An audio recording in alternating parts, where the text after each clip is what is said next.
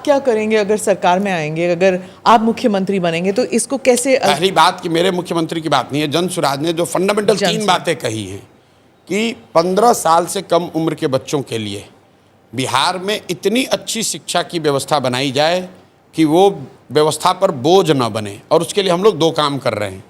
पहला तो ये कर रहे हैं कि हर गांव में स्कूल बनाने के बजाय हर प्रखंड में कम से कम हम लोग 5 विश्व स्तरीय विद्यालय बनाना चाहते हैं, जो नेतरहाट का मॉडल यहाँ पर बिहार में है।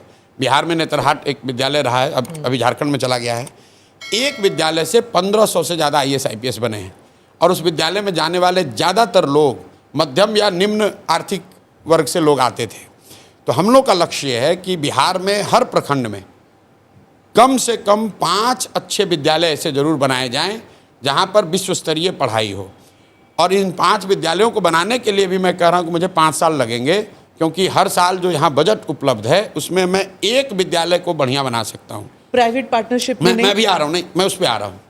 दूसरा, जब ये करेंगे, अगर आप 5 विद्यालय बनाएंगे तो उससे क्या होगा, तो पूरे स्कैंडिनेवियन कंट्री में ये मॉडल है कि rather than taking good school to the every village, take people kids to the good school. जो शहरों में जो होता है, दिल्ली में आप बैठे हैं, आपके घर के बगल में स्कूल नहीं है, स्कूल आपसे 10 किलोमीटर दूर है, आप अपने बच्चे को गाड़ी से या स्कूल बस से भेजते हैं। तो जन सुराज का मॉडल ये है कि हर प्रखंड में कम से कम 5 अच्छे अगर विद्यालय बना दिए जाए और स्कूल बस की सुविधा दे दी जाए तो 20 मिनट से ज़्यादा किसी को ट्रैवल नहीं करना पड़ेगा और ये व्यवस्था 5 वर्ष में बनाई जा सकती है। हम लोग का लक्ष्य है कि 10 साल में हर प्रखंड में 10 ऐसे विद्यालय बनाए जाए, हर साल एक, क्योंकि हमारे पास 15 से 20 हज़ार करोड़ रुपया ही ऐसा हम लोग स्पेयर कर सकते हैं जो कि इस पर खर्च हो। अब आप ये कहिए कि भाई आप 10 साल में इसको बनाएंगे तो दूसरों का क्या होगा, उनकी जीवन तो उनका रुकना नहीं है। उसके लिए हम लोग जो व्यवस्था बना रहे हैं, जो वेस्ट में व्यवस्था है कि गरीब लोगों को ये सुविधा दे दी जाए कि अगर आप अपने सरकारी विद्यालय से खुश नहीं हैं अपने इलाके के, तो आप अपने बच्चे को प्राइवेट स्कूल में भेजिए वहीं पर, और उसका जो एक रेगुलेटेड फीस है वो सरकार की ओर से दिया जाएगा। कुछ लोगों का ये कहना है कि अरे भाई ये कीजिएगा तो सब प्राइवेट में जाएगा। बिल्कुल नहीं जाएगा।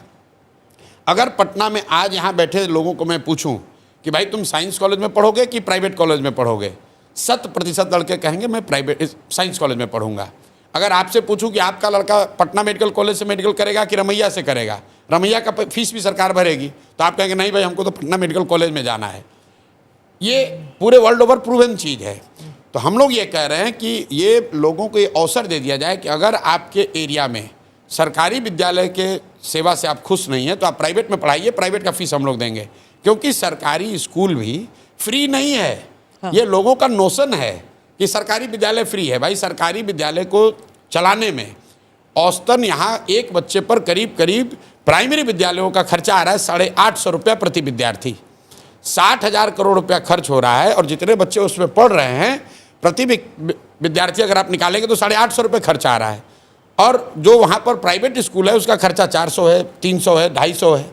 तो व्हाट वी आर सेइंग कि जो पब्लिक स्कूल्स हैं, जो सरकारी विद्यालय है, उसको अगले 5 से 10 साल में इतना अच्छा बनाया जाए कि वो एस्पिरेशनल विद्यालय बन जाएं, और तब तक जो गरीब लोग हैं उनको ये सुविधा दी जाए कि आप प्राइवेट में अपने बच्चे को पढ़ाइए, उसका रेगुलेटेड फीस सरकार देगी। तो जो बजट अवेलेबल है अभी हम लोग के पास, उसको हम लोग 3 भाग में बांटना चाह रहे हैं। एक 15 से 20 हज़ार करोड़ रुपया हम लोग ये नए वर्ल्ड स्केल के स्कूल बनाना चाहते हैं, उस पर खर्च करना चाहते हैं। हर साल 550 विद्यालय बनाएंगे, तो अगले 5 साल में 2500, अगले 10 साल में 5000 विद्यालय बन जाएंगे। उस पर करीब 5 लाख करोड़ रुपया हम लोग खर्च करना चाहते हैं। ऐसे तो आप 3 इलेक्शन जीतना होगा आपको। हम इलेक्शन जीतने के लिए काम नहीं कर रहे हैं। देखिए कोई आकर जब तक आप इलेक्शन नहीं जीतेंगे तब करेंगे 10 साल की बात कर रहे हैं। एक इलेक्शन अभी और एक इलेक्शन बाद में। जिस दिन काम कर दिया तो दूसरा इलेक्शन अपने आप बैठ के जीतेंगे, उसकी चिंता नहीं है। मैं उनमें से नहीं हूँ जो ये कहेगा कि मैं आऊँगा और कल बिहार की व्यवस्था सुधर जाएगी। नहीं सुधरेगी। अगर आपको वर्ल्ड क्लास स्कूल बनाने हैं तो उसके लिए 10 साल का प्लान होना चाहिए। 5 लाख करोड़ रुपए लगेंगे और उसको मैं बता रहा हूं कि इंक्रीमेंटली कैसे 10 साल में किया जाएगा। 1/3 बजट हम लोग अभी की जो व्यवस्था चल रही है इसको एफिशिएंट और बेहतर बनाने में खर्च करेंगे, और 1/3 जो हमारा बजट है अभी एजुकेशन का, उसका हम लोग खर्च करना चाहते हैं जो प्राइवेट में जाना चाहता है उसको उसका फीस भरने के लिए। फोकस शिक्षा है। दूसरी बात हम लोग ये कह रहे हैं कि 0 से 15 के लिए शिक्षा है, और 15 से जो 50 साल का है उसको हम लोग कह रहे हैं कि उसके हाथ में पूंजी दिया जाए, उसको हाथ में सस्ता ऋण दिया जाए ताकि वो काम कर सके। जैसे आपके यहाँ दिल्ली में डीबीटी में नहीं, डीबीटी में नहीं, डीबीटी में मेरा कोई यकीन नहीं है। मैं सब्सिडाइज्ड, मैं इंटरेस्ट सबवेंशन की बात कर रहा हूँ, क्योंकि ग्लोबली अगर आप देखेंगे डेवलपमेंटल इकोनॉमिक्स के को पढ़ेंगे तो आप पढ़ेंगे तो उसको देखेंगे कि ग्रांट के मुकाबले soft loan are more effective. 3% loan पर, जैसे 1% लोन पर मोदी इंटरेस्ट पे मोदी जी ने बुलेट ट्रेन के लिए लोन लिया है, तो समाज को, राष्ट्र को ये चिंता है कि भैया 1 लाख करोड़ रुपया वापस करना है। अगर जापान ने वही पैसा 1 लाख करोड़ रुपया आपको ग्रांट के तौर पे दे दिया होता तो लूटपाट हो जाएगा, कोई चिंता नहीं करेगा, हिस्सा हो जाता है, पाकिस्तान वाला हो जाएगा। तो ये ग्लोबली प्रूवन मॉडल है कि ग्रांट जब आपको मिलता है तो आप उसको रिस्पेक्ट नहीं करते हैं। तो बिहार में हम लोग इंटरेस्ट सबवेंशन स्कीम लाना चाहते हैं, जहां आपको 10%, 12% ब्याज ना देना पड़े, 4% ब्याज देना पड़े, अगर आप रोजी रोजगार का अवसर यहाँ पैदा करेंगे। और कृषि में भी ये नहीं, कृषि को मैं ला रहा हूँ दूसरे। तो पहले आप 3 फंडामेंटल चीज़ समझिए। 0 से 15 में हम चाहते हैं कि बच्चों के लिए पढ़ाई की व्यवस्था इतनी अच्छी हो कि वो आगे चलकर व्यवस्था पर बोझ ना बढ़े। 15 से 50 के लोगों को हम लोग वो पूंजी उपलब्ध कराना चाहते हैं ताकि वो अपने पैर पर खड़ा हो। वो पूंजी आएगा कहाँ से, वो मैं आपको बता रहा हूँ। और 50 साल से ऊपर के जो लोग हैं, जो ना पढ़ सकते हैं ना रोजी रोजगार कर सकते हैं, वो करीब करीब 1.5 करोड़ की आबादी है। उसके लिए मैं चाहता हूं कि 2000 रुपये महीने की व्यवस्था हो जाए ताकि वो बेसिक डिग्निफाइड लाइफ जीत सके। फंडामेंटली यही 3 बात कह रहे हैं। अब मैंने आपको स्कूल की बात बताई कि इस शिक्षा को कैसे सुधारेंगे। अब आप ये कह सकते हैं कि ये इतने बड़ी, जो सबसे बड़े 15 से 50 का समस्या है कि इनको रोजगार कैसे दोगे, पलायन कैसे रुकेगा, इनको पूंजी कहाँ से आएगी। इसके लिए सिंपल बात है, बिहार में लोगों का पलायन इसलिए हो रहा है क्योंकि यहाँ से पूंजी और बुद्धि का पलायन हो रहा है।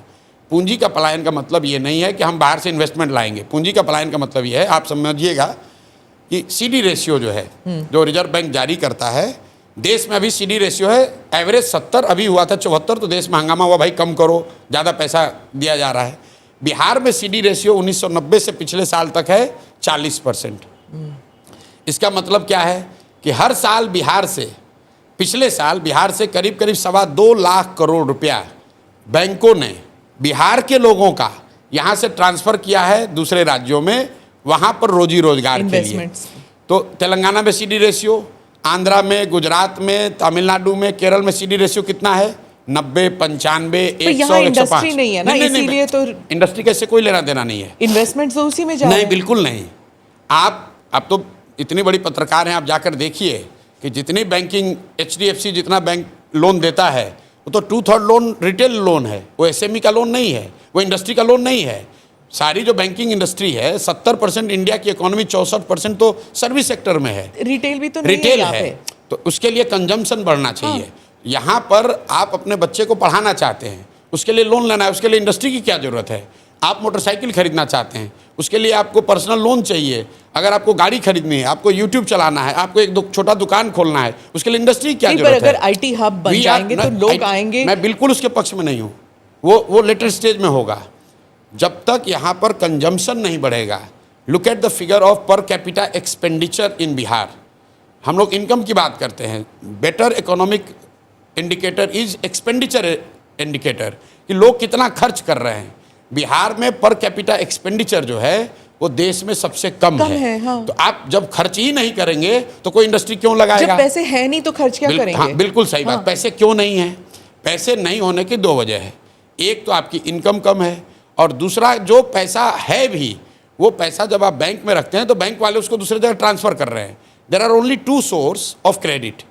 एक जो पैसा आप कमाकर खर्च के बाद बचाते हैं वो आपका कैपिटल है, और दूसरा जो बोरोड कैपिटल है जो आप बैंक से लेते हैं। ठीक है, अगर बिहार में 70% क्रेडिट सीडी रेशियो हो तो हर साल बिहार में 2.25 लाख करोड़ रुपया, ध्यान दीजिए, 2.25 लाख करोड़ रुपया बिहारियों का पैसा एक्स्ट्रा इन्वेस्ट होगा। उसके लिए किसी इंडस्ट्री की ज़रूरत नहीं है। हम लोग ये चाहते हैं कि एज ए फर्स्ट स्टेप जो बिहार का पैसा है वो बिहार में लोगों को ऋण मिले। यहाँ बैठे हुए लोगों से पूछ लीजिए, जो लोग यहाँ बैठे हैं, अगर आपको नोएडा में फ्लैट खरीदना है, HDFC आपको लोन दे देगा आपके इनकम स्टेटस पर, लेकिन अगर आपको खगड़िया के अपने गांव में घर बनाना है तो HDFC लोन नहीं देगा। ये काम क्या नीतीश कुमार ने नहीं किया? क्या लालू यादव ने नहीं किया? यही बात आज आप दिन भर ये कॉन्क्लेव कीजिएगा, सबसे ये एक सवाल मेरा आग्रह जरूर पूछिए कि भाई प्रशांत किशोर कह रहे हैं कि हर साल बिहार से करीब 2 लाख करोड़ रुपए का पूंजी का पलायन हो रहा है, और 1990 से ये आंकड़ा लिख लीजिए, आरबीआई का आंकड़ा अभी चेक करा लीजिएगा पूछने से पहले, 1990 से लेकर पिछले वित्तीय वर्ष तक बिहार से 26,35,000 करोड़ रुपया बैंकों ने ट्रांसफ़र किया है दूसरे राज्यों में, जो बिहार का पैसा है। अब आप कह रहे हैं कि नीतीश कुमार क्यों नहीं करते हैं, तो भाई उनको समझ होगा तब तो। आप बिहार में किसी पॉलिटिशियन को सीडी रेशियो की बात करते हुए अगर सुने हो तो हमको बता दीजिए। आज पूरे दिन मिल के आप खाली यही पूछिए, आपके यहाँ तेजस्वी यादव भी आएंगे, नीतीश कुमार भी आएंगे, उनसे पूछिए कि भाई प्रशांत किशोर ने ये कहा है, यहाँ के फिनांस मिनिस्टर को बुला लीजिए, अगर वो बता दे कि भाई सीडी रेशियो होता क्या है, ये 2 लाख करोड़ रुपया ट्रांसफ़र हो रहा है, ये बता दे तो हम ये काम ही छोड़ देंगे। उसको मालूम ही नहीं कि भाई ये होता क्या है। भाई देश के स्तर पर आप निर्मला सीतारामन जी से सवाल पूछती हैं कि सीडी रेशियो 74 हो गया है, बैंकों में स्ट्रेस है, पूछते हैं ना आप लोग, वो जवाब दे रही हैं। बिहार के फिनांस मिनिस्टर को बुलाइए, उसको पूछिए भाई अभी तुम्हारा सीडी रेशियो क्या है। बिहार में भी कॉन्स्टिट्यूशनली एक कमिटी है जिसका काम है कि इसको देखे हर महीने कि सीडी रेशियो राष्ट्रीय औसत के आसपास रहे। मुख्यमंत्री भी उस बैठकों में जाते हैं, नीतीश कुमार भी जाते हैं, लेकिन जाते हैं खड़ा होकर भाषण देते हैं, भाई बैंक वाले तुम लोग लोन नहीं दे रहे हो, बहुत दिक्कत हो रहा है, आप लोग सुधारिए। लेकिन जैसे नीतीश कुमार का बात यहाँ पुलिस वाला नहीं सुन रहा है, सीओ बीडीओ डॉक्टर टीचर नहीं सुन रहा है, वैसे बैंकर भी नहीं सुन रहा है।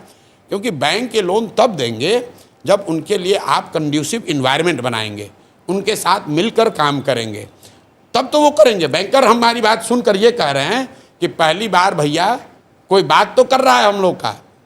हम लोग तो कल मुझे रात में मैं सारण में था, कैनरा बैंक के आरएम और डीएम मिले वहाँ। मैंने पूछा भाई कैनरा बैंक के लिए बिहार कितना बड़ा मार्केट है? बोला सर बहुत बड़ा मार्केट है। हमने बोला क्रेडिट के लिए या डिपॉजिट के लिए?